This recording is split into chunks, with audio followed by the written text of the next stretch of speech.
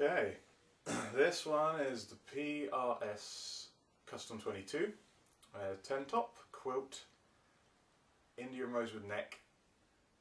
It's got Dragon 2 pickups, which is what comes on the Custom 22s, coil tap and 3-way selector rather than the 6-way rotary, which I don't really like, the rotary. If I flip it over, you can see the rosewood neck is just unfinished basically.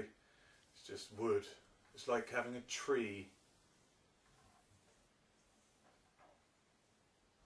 I'll stop in a minute, I promise. Hello Doug, you come for some woody fun? That's Cara.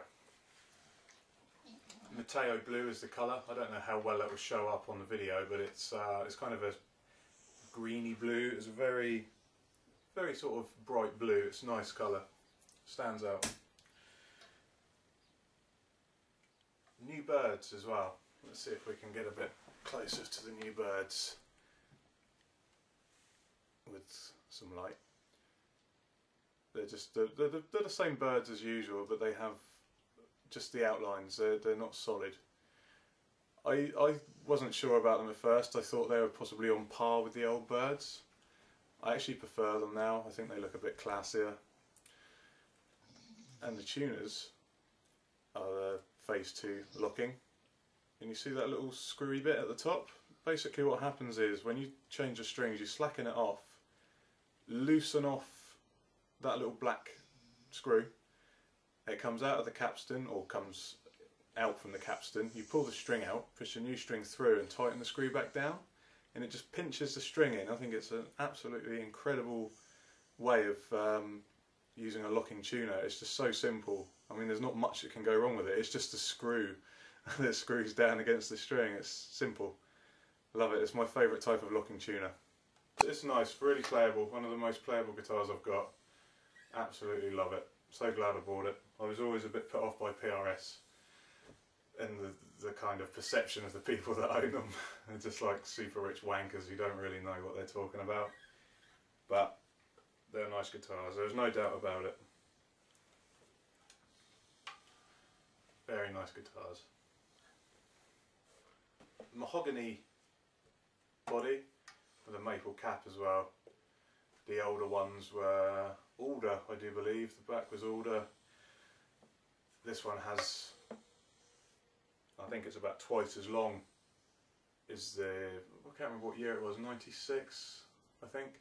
96 they started making this longer. It may have even been later than that, more like 2000. A lot of people complain about it, but to be honest, they're talking shit, because I can play up to here and I can hardly even feel that hill yet. When I get to here, which is A, that's playing the minor scale in A, it's no problem, and that's getting me up to the 20th fret. If I have to make a tiny adjustment to the back of my thumb to get to the 22nd fret. It's not an issue, it's just people being elitist. It's bullshit. It makes the neck a little bit more rigid. It's bound to add a bit more sustain, a little bit more body to the guitar, because there's a little bit more wood.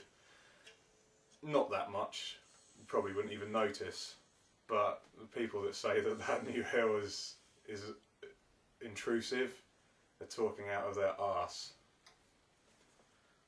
So to all those people,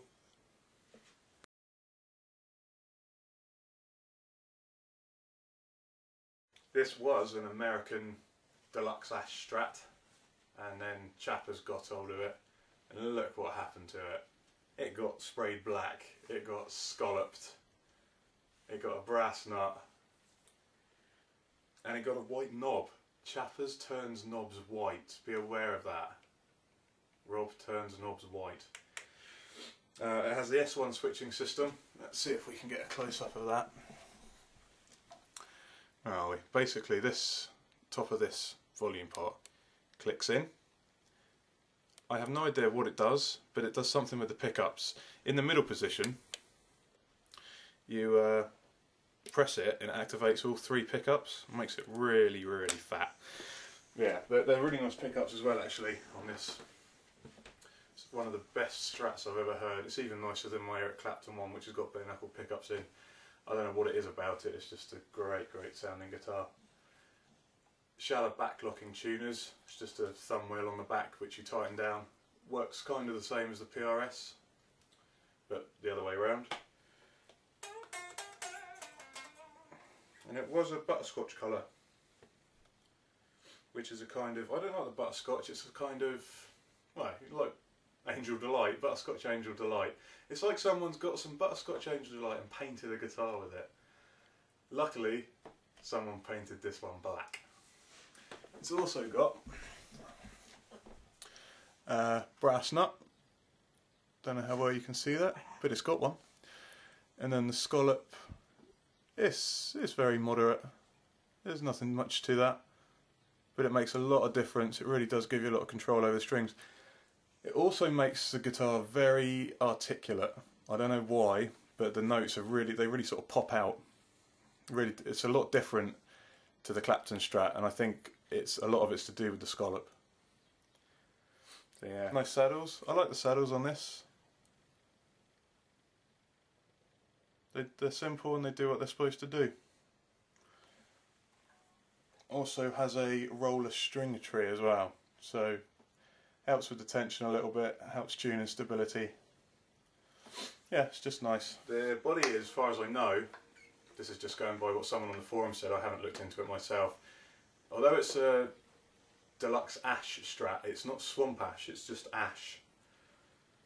Which apparently, if you're a bit of an elitist, isn't as great as swamp ash, but like I said, it's one of the best Strats I've ever played, so who cares? Maple neck. Strat, simple.